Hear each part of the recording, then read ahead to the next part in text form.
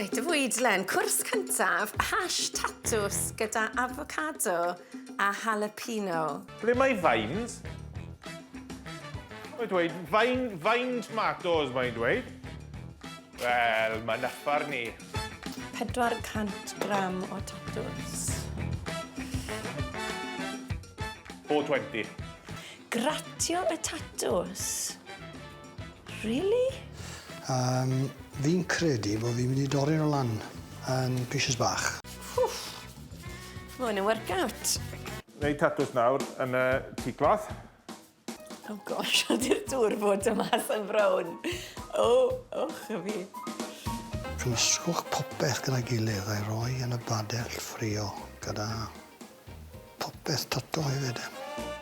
Fi'n credu bod eisiau fi gratio nhw fel sy'n ni'n neud caws. Mewn a fe de. Mewn a fe.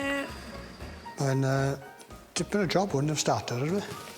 Ydy, os wyt ti'n ei wneud o'n wrong. So fe'n edrych fel bod e'n mynd i blasu neis iawn.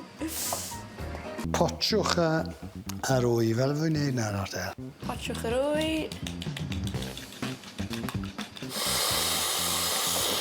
Nid yw'n dwbla'r pwysig. Mae Caryl siŵr o deimlo'n fwy gwirion. Sa'n bita hwn fel un? Dim chance. Oh, poach! Poach! Oh! Right, na fe. Hash tatws, avocado a beth yw e, jalapeno. Fi.